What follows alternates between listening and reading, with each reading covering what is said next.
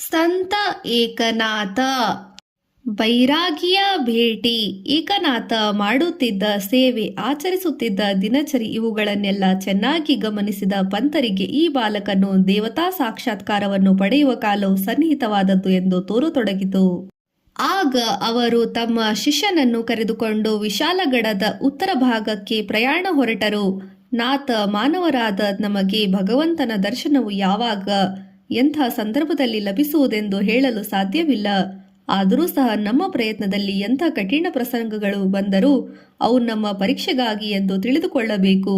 ಇಲ್ಲಿರುವ ಸಸ್ಯ ಸಂಪತ್ತು, ಮೃಗ ಪಕ್ಷಿಗಳು, ವನ್ಯಜೀವಿಗಳು, ಸುಂದರವಾಗಿ ಕಾಣುವ ಸರೋವರ, ಮಂದಗಾಮಿಯಾಗಿ ಹರಿಯುತ್ತಿರುವ ಈ ತೊರೆ, ಇವುಗಳೆಲ್ಲವೂ ಆ ಮಹಾನುಭಾವನಾದ ಭಗವಂತನ ಸಾನ್ನಿಧ್ಯವು ಇದೇ ಇದೆ. ಈ ತತ್ವದ ಗುಟ್ಟು ಇಲ್ಲಿ ನೋಡಿದರೂ ಭಗವಂತನಿರುವನೆಂದು ನಂಬಿದ ಸಾಧಕನಿಗೆ ಮಾತ್ರ ಅರ್ಥವಾಗುತ್ತದೆ. ಇನ್ನು ಯಾರಿಗೆ ಪೂರ್ವಜನ್ಮದ ಸುಕೃತವಿದೆಯೋ ಅಂಥ ಪುಣ್ಯಜೀವಿಗಳಿಗೆ ಇಲ್ಲಿಯೇ ಪರಮಾತ್ಮನ ದರ್ಶನವಾಗಬಹುದು ಎಂದು ಉಪದೇಶ ಮಾಡುತ್ತಾ ಸಾಗಿದರು. ಆಗ ಒಂದು ಕುತೂಹಲದ ಪ್ರಸಂಗ ನಡೆಯಿತೆಂದು ಹೇಳುತ್ತಾರೆ. ಭಯಂಕರ ರೂಪಿಯಾದ ಬೈರಾಗಿಯೊಬ್ಬನು ಒಂದು ಕೈಯಲ್ಲಿ ನಾಯಿಯನ್ನು, ಇನ್ನೊಂದು ಕೈಯಲ್ಲಿ ಭಿಕ್ಷಾಪಾತ್ರೆಯನ್ನು ಹಿಡಿದುಕೊಂಡು ಬರುತ್ತಿರುವುದು ಕಾಣಬಂದಿತು. ಅದನ್ನು ಕಂಡ ಜನಾರ್ದನ ಸ್ವಾಮಿಗಳಿಗೆ ಬಹು ಆನಂದವಾಯಿತು. ಅವರು ಆ ಭಿಕ್ಷುಕನ ಪಾದಗಳಿಗೆ ಸಾಷ್ಟಾಂಗ ನಮಸ್ಕಾರ ಮಾಡಿದರು. ಬೈರಾಗಿ ನಾಯಿಯ ಮೊಲೆ ಹಾಲನ್ನು ತೆಗೆದು ಭಿಕ್ಷಾಪಾತ್ರೆಯಲ್ಲಿ ತಂಗಳನ್ನವನ್ನು ಕಲೆಸಲು ಜನಾರ್ದನ ಸ್ವಾಮಿಗಳಿಗೆ ಹೇಳಿದನು. ಇಬ್ಬರು ಅದನ್ನು ಭೋಜನ ಮಾಡಿದರು. ಆನಂತರ ಆ ಪಾತ್ರೆಯನ್ನು ತೊಳೆದು ತರುವಂತೆ ಏಕನಾಥರಿಗೆ ಒಪ್ಪಿಸಿದರು. ಗುರುಗಳು ಬೈರಾಗಿಯೊಂದಿಗೆ ನಡೆದುಕೊಂಡ ರೀತಿಯನ್ನು ನೋಡಿದಾಗ ಈತನು ಸಾಮಾನ್ಯ ಭಿಕ್ಷುಕನಲ್ಲ ಎಂದು ಏಕನಾಥರಿಗೆ ಅನಿಸಿತು. ವಿಶ್ವಮೂರ್ತಿಯಾದ ದತ್ತಾತ್ರೇಯನೇ ಈ ವೇಷಧಾರಣೆ ಮಾಡಿಕೊಂಡು ಬಂದಿರಬಹುದೇ ಎಂಬ ಯೋಚನೆಯೂ ಮೂಡಿತು. ಆಗ ಏಕನಾಥನು ಆ ಎಂಜಲು ಪಾತ್ರೆಯನ್ನೇ ನೀರನ್ನೇ ಹರಿಗುರುಗಳ ಪ್ರಸಾದವೆಂದು ಬಹುಭಕ್ತಿಯಿಂದ ಕುಡಿದು ಬಿಟ್ಟರಂತೆ. ತಕ್ಷಣ ಅವರಿಗೆ ಅಮೃತ ಸೇವನೆ ಮಾಡಿದಂಥ ಆನಂದ ಅನುಭವ ಆಯಿತಂತೆ. ಆ ಪ್ರಸಾದವನ್ನೇ ಸ್ವೀಕರಿಸಿದ ಮೇಲೆ ಅವರ ಮುಖದಲ್ಲಿ ವಿಲಕ್ಷಣವಾದ ತೇಜಸ್ಸು ಕಾಣತೊಡಗಿತು. ಅವರು ಪಾತ್ರೆಯಲ್ಲಿ ನೀರು ತುಂಬಿಕೊಂಡು ಮರಳಿ ಬಂದಾಗ ಆ ನಾಯಿಯ ಬದಲು ಕಾಮಧೇನುವನ್ನು ಕಂಡರಂತೆ. ಬೈರಾಗಿಯು ದತ್ತರೂಪವನ್ನು ಧಾರಣೆ ಮಾಡಿ ಏಕನಾಥರಿಗೆ ಅನುಗ್ರಹ ಮಾಡಿದನೆಂದು ಅವರ ಭಕ್ತಿಯನ್ನು ತುಂಬುತ್ತಾರೆ. ಈ ಘಟನೆಯ ನಂತರ ಕೆಲವು ದಿನಗಳ ಕಾಲ ನಾಥರು ಆ ಕಾಡಿನಲ್ಲಿದ್ದುಕೊಂಡು ತಪಸ್ಸನ್ನಾಚರಿಸತೊಡಗಿದರು. ಅವರು ಧ್ಯಾನ ಸಮಾಧಿಯಲ್ಲಿ ಕುಳಿತಾಗ ಗೋಪಾಲಕನೊಬ್ಬನು ಅವರಿಗೆ ಹಾಲನ್ನಿರಿಸಿ ಹೋಗುತ್ತಿದ್ದನು. ಒಂದು ಸಲ ದಿನ ಪ್ರತಿದಿನದಂತೆ ಹಾಲನ್ನೀಡಲು ಅವನು ಬಂದಾಗ ಮಹಾಘಟ್ಟ ಸರ್ಪವು ಏಕನಾಥರ ಶರೀರವನ್ನು ಸುತ್ತಿಕೊಂಡು ಅವರ ತಲೆಯ ಮೇಲೆ ಹೆಡೆ ಎತ್ತಿ ಕುಳಿತಿರುವುದನ್ನು ಕಂಡನು. ಅವನು ಹೆದರಿ ಕೂಗಲಾರಂಭಿಸಿದನು.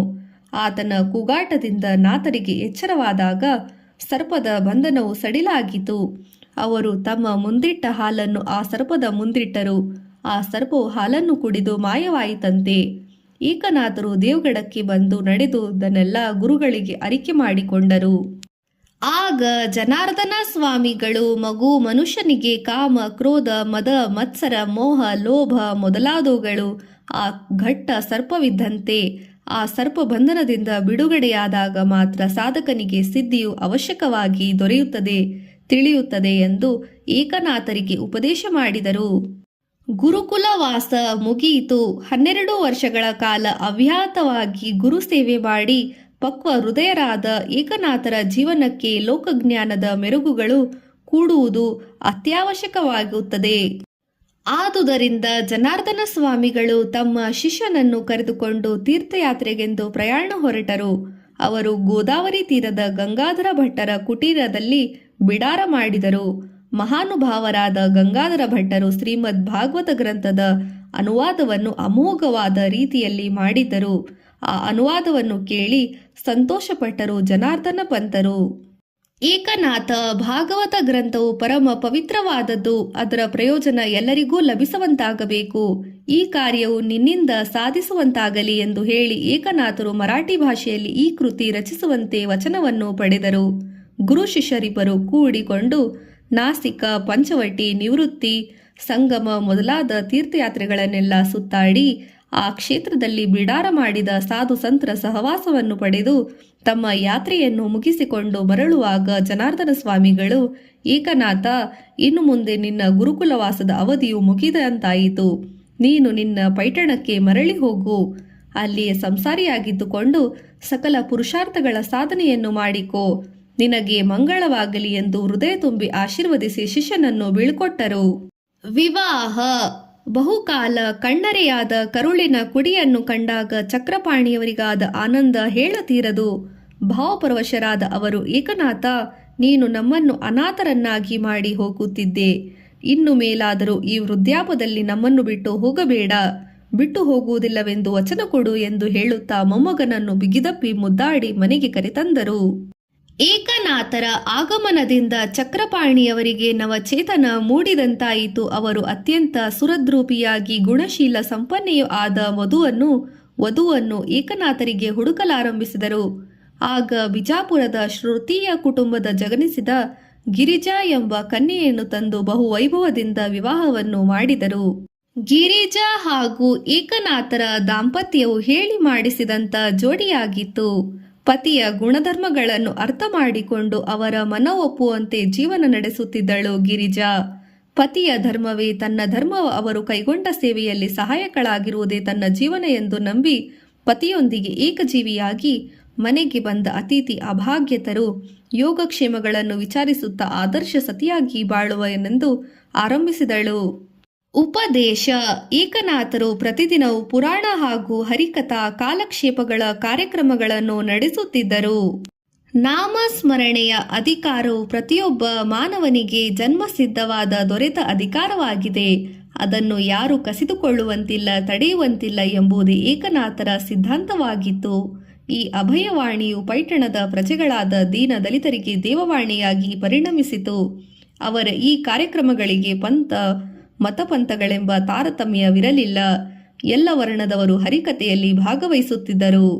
ಏಕನಾಥರು ಹರಿಕಥಾ ಕಾಲಕ್ಷೇಪಗಳನ್ನು ನಡೆಸುವಾಗ ಕಥೆಯ ಸಂದರ್ಭಗಳಿಗೆ ಹೊಂದಿಕೊಳ್ಳುವಂತ ಅಭಂಗಗಳನ್ನು ಹೇಳಿ ಅವುಗಳ ಅರ್ಥವನ್ನು ಸಾಮಾನ್ಯರಿಗೆ ತಿಳಿಯುವಂತೆ ಬಿಡಿಸಿ ಹೇಳುತ್ತಿದ್ದರು. ಮಾನವನ ಉದ್ಧಾರವಾಗಬೇಕಾದಲ್ಲಿ ಭಗವಂತನಲ್ಲಿ ನಿರ್ಮಲವಾದ ಭಕ್ತಿ ಹಾಗೂ ಸಾತ್ವಿಕ ಜೀವನ ಇವು ಬಹುಮುಖ್ಯವಾದ ಅಂಶಗಳೆಂದು ಕತೆ ಕೇಳುವವರ ಮನಸ್ಸಿನ ಮೇಲೆ ಪರಿಣಾಮವಾಗುವಂತೆ ಅನೇಕ ಉದಾಹರಣೆಗಳನ್ನು ಕೊಟ್ಟು ಹೇಳುತ್ತಿದ್ದರು. ಅಂದಿನ ಕಾಲದಲ್ಲಿ ಶಾಸ್ತ್ರ ಪಾರಂಗತರಾದ ಬ್ರಾಹ್ಮಣ ಪಂಡಿತರೊಬ್ಬರು ಈ ತರಹದ ಉಪದೇಶಗಳನ್ನು ಮಾಡುವುದರಿಂದ ಕ್ರಾಂತಿಯ ಕಹಳೆಯನ್ನೇ ಕೈಗೆತ್ತಿಕೊಂಡಂತಾಗುತ್ತಿತ್ತು.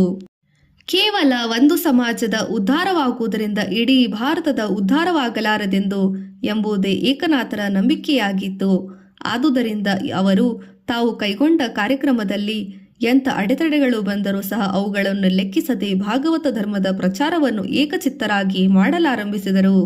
ಹೀಗೆ ನಡೆಯುತ್ತಿದ್ದಂತೆ ಸಾಮಾನ್ಯವಾಗಿ ಪಾಂಡಿತ್ಯ ಪ್ರತಿಭೆಗಳಲ್ಲಿರುವ ವ್ಯಕ್ತಿಯನ್ನು ಜನ ಗೌರವಿಸುತ್ತಾರೆ. ಆತನ ವಿಷಯದಲ್ಲಿ ಸದ್ಭಾವನೆಯನ್ನು ತಾಳುತ್ತಾರೆ. ಆ ಭಾವನೆಯೇ ಮುಂದೆ ಅಂಥವರ ಗುಣಗಳನ್ನು ಕೊಂಡಾಡುವಾಗ ಕಥೆಯ ರೂಪವನ್ನು ತಾಳುತ್ತದೆ. ಕಾಲಾಂತರದಲ್ಲಿ ಆ ಕಥೆಗಳೇ ಪವಾಡವಾಗಿ ಪರಿಣಮಿಸುತ್ತವೆ. ಅಂತಹ ವ್ಯಕ್ತಿಗಳ ವಿಷಯದಲ್ಲಿ ಸಮಾಜವು ಜೀವನದುದ್ದಕ್ಕೂ ಆ ನಂಬಿಕೆಯನ್ನು ಉಳಿಸಿಕೊಂಡು ಬರಲು ಪ್ರಯತ್ನಿಸುವುದೇ. ಏಕನಾಥರ ಜೀವನದಲ್ಲಿಯೂ ಸಹ ಈ ತರಹದ ಪವಾಡಗಳು ನಡೆದುದೆಂದು ಭಕ್ತರು ನಂಬುತ್ತಾರೆ. ಕಡು ಬಡತನದಲ್ಲಿ ಬಳಲಿದ ಬ್ರಾಹ್ಮಣ ಯುವಕನೊಬ್ಬನು ಏಕನಾಥರಲ್ಲಿ ಬಂದು ತನಗೆ ಆಶ್ರಯವನ್ನೀಯಬೇಕೆಂದು ಕೇಳಿಕೊಡತೊಡಗಿದನು. ಮನಕರಗಿದ ಅವರು ಆ ಬ್ರಾಹ್ಮಣನಿಗೆ ಆಶ್ರಯವನ್ನಿತ್ತರು.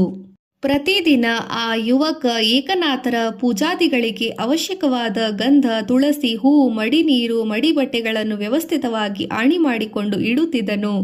ಸಾತ್ವಿಕ ಸ್ವಭಾವನಾದುದರಿಂದ ಬಹುಬೇಗನೆ ಏಕನಾಥರ ಪರಿವಾರಕ್ಕೆಲ್ಲ ಆತನು ಆತ್ಮೀಯ ವ್ಯಕ್ತಿಯಾದನು. ಶ್ರೀಕಂಠೆ ಎಂಬಾತನು ಆತನ ಹೆಸರು. ಏಕನಾಥರಿಗೆ ಅಚ್ಚುಮೆಚ್ಚಿನ ಶಿಷ್ಯನಾಗಿ 10 ವರ್ಷಗಳ ಕಾಲ ಸೇವೆ ಸಲ್ಲಿಸಿದನು. ಹೀಗಿರುವಾಗ ಒಂದು ದಿನ ದೂರದ ಯಾತ್ರಿಕರೊಬ್ಬರು ಏಕನಾಥರ ಮನೆಯನ್ನು ಹುಡುಕಿಕೊಂಡು ಬಂದರು.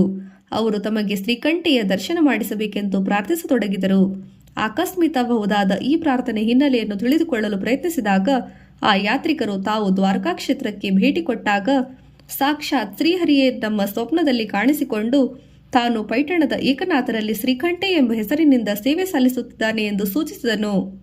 ಆದುದರಿಂದ ಆ ಪ್ರಭುವನ್ನು ಕಂಡು ಪುನೀತನಾಗಲು ಈ ದೂರದ ಪ್ರವಾಸವನ್ನು ಕೈಗೊಂಡಿರುವುದಾಗಿ ಅವರು ತಿಳಿಸಿದರು. ಶ್ರೀಕೃಷ್ಣನೇ ಶ್ರೀಕಂಠೆಯ ರೂಪದಲ್ಲಿ ಇರುವನೆಂದು ವಿಷಯವನ್ನು ತಿಳಿದಾಗ ಏಕನಾಥರಿಗೆ ರೋಮಾಂಚನವಾಯಿತು. ಹರ್ಷ ಪುಲಕಿತರಾದ ಅವರು ಶ್ರೀಕಂಠೆಯನ್ನು ಹುಡುಕಲಾರಂಭಿಸಿದರು. ಆದರೆ ಆತ ಯಾರ ಕಣ್ಣಿಗೂ ಕಾಣದಂತೆ ಮಾಯವಾದನಂತೆ. ಶ್ರೀಹರಿಯಾದ ತ್ರಿಲೋಕನಾಥನೇ ಏಕನಾಥರ ಮನೆಗೆ ಆಳಾಗಿ ಸೇವೆ ಸಲ್ಲಿಸಿದನೆಂದು ನಾಥ ಚರಿತ್ರೆಯಲ್ಲಿ ಗ್ರಂಥವು ಹೇಳುತ್ತದೆ. ಕರ್ನಾಟಕದ ವ್ಯಾಪಾರಿಗಳಿಗೊಬ್ಬರು ಬಹು ಸುಂದರವಾದ ವಿಠಲ ಹಾಗೂ ರಕುಮಾಯಿಯ ವಿಗ್ರಹವನ್ನು ಪಲ್ಲಕ್ಕಿಯಲ್ಲಿಟ್ಟುಕೊಂಡು ಪೈಠಣ ನಗರದಲ್ಲಿರುವ ಏಕನಾಥನ ಮನೆಯನ್ನು ಹುಡುಕುತ್ತಾ ಹೊರಟಿದ್ದರು. 4 ಜನರಿಂದ ಆ ಮಹಾನುಭಾವರಾದ ವಿಳಾಸವನ್ನು ಕೇಳಿಕೊಂಡು ಕೊನೆಗೊಮ್ಮೆ ಅವರು ಏಕನಾಥನ ಮನೆಗೆ ಬಂದು ತಲುಪಿದರು. ಬಹು ದೂರದಿಂದ ಬಂದ ಅತಿಥಿಗಳನ್ನು ಕಂಡು ನಾಥರಿಗೆ ಸಂತೋಷವಾಯಿತು. ಅವರು ಆದರದಿಂದ ಆ ವ್ಯಾಪಾರಿಗೆ ಸ್ವಾಗತ ನೀಡಿದರು. ಅತ್ಯಂತ ವಿಶ್ವಾಸದಿಂದ ಅವರ ಕುಶಲವನ್ನು ವಿಚಾರಿಸಿಕೊಂಡರು. ಏಕನಾಥರ ನಯ ವಿನಯ ಸೌಜನ್ಯ ಇವುಗಳನ್ನು ಕಂಡ ವ್ಯಾಪಾರಿಗೆ ತಾನು ಸರಿಯಾದ ಸ್ಥಳಕ್ಕೆ ತಲುಪಿದೆನೆಂದು ಸಮಾಧಾನವಾಯಿತು. ಅವನು ಏಕನಾಥರಿಗೆ ತಾನು ಬಂದ ಉದ್ದೇಶವನ್ನು ವಿವರಿಸಿದ. ಈ ಸುಂದರವಾದ ವಿಗ್ರಹಗಳನ್ನು ನನ್ನ ಮನೆಯಲ್ಲಿ ಪ್ರತಿಷ್ಠಾಪಿಸಿ ಪೂಜಿಸಬೇಕೆಂಬ ಅಪೇಕ್ಷೆಯಿಂದ ಮಾಡಿಸಿದ್ದೆ. ಆದರೆ ಆ ಸ್ವಾಮಿಯೇ ಈ ವಿಗ್ರಹವನ್ನು ಪೈಠಣದ ಏಕನಾಥನಿಗೆ ಕೊಡು ಎಂದು ಹೇಳಿದರು. ಹೀಗಾಗಿ ನಾನು ಏಕನಾಥರಿಗೆ ಒಪ್ಪಿಸುವಂತೆ ಆಜ್ಞೆ ಮಾಡಿದ್ದೇನೆ. ಆದುದರಿಂದ ಈ ದೂರದ ಪ್ರವಾಸವನ್ನು ಕೈಗೊಂಡು ಈ ವಿಗ್ರಹ ದಂಪತಿಗಳನ್ನು ತಮಗೊಪ್ಪಿಸಲು ಹೋಗಲು ಬಂದಿದ್ದೇನೆ. ದಯವಿಟ್ಟು ಈ ವಿಗ್ರಹಗಳನ್ನು ಸ್ವೀಕರಿಸಿ ನನ್ನನ್ನು ಉದ್ಧಾರ ಮಾಡಿರಿ ಎಂದು ಕೈಮುಗಿದು ಪ್ರಾರ್ಥಿಸತೊಡಗಿದ. ವ್ಯಾಪಾರಿಯ ಮಾತುಗಳನ್ನು ಕೇಳಿ ಏಕನಾಥನಿಗೆ ಕಣ್ಣಿನಲ್ಲಿ ನೀರು ತುಂಬಿತು. ಆನಂದ ಪರವಶರಾಗಿ ಆ ಮೂರ್ತಿಗಳನ್ನು ತಲೆಯ ಮೇಲಿಟ್ಟುಕೊಂಡು ಕುಣಿದಾಡಿದರು. ಪೈಠಾಣದ ಏಕನಾಥರ ಮನೆಯ ಆವರಣದಲ್ಲಿ ಆ ಸುಂದರ ವಿಗ್ರಹಗಳಿಗಾಗಿ ದೇವಮಂದಿರವು ನಿರ್ಮಾಣವಾಯಿತು. ಆ ದೇವಮಂದಿರದ ಖರ್ಚು ವೆಚ್ಚಗಳೆಲ್ಲ ಕರ್ನಾಟಕದ ವ್ಯಾಪಾರಿಯೇ ವಹಿಸಿಕೊಂಡು ವೈಭವದಿಂದ ಪ್ರತಿಷ್ಠಾಪನೆಯ ಕಾರ್ಯಗಳನ್ನು ಮುಗಿಸಿದ ತನ್ನೂರಿಗೆ ಮರಳಿದನಂತೆ. ಅಂದು ಪ್ರತಿಷ್ಠಾಪಿಸಲ್ಪಟ್ಟ ಪಾಂಡುರಂಗ ಹಾಗೂ ರಕುಮಾಯಿಯ ಪ್ರತಿಮೆಗಳು ಇಂದಿಗೂ ಕರ್ನಾಟಕದ ಕೊಡುಗೆಯಾಗಿ ಪೈಠಣದಲ್ಲಿ ಪೂಜೆಗೊಳ್ಳುತ್ತದೆ.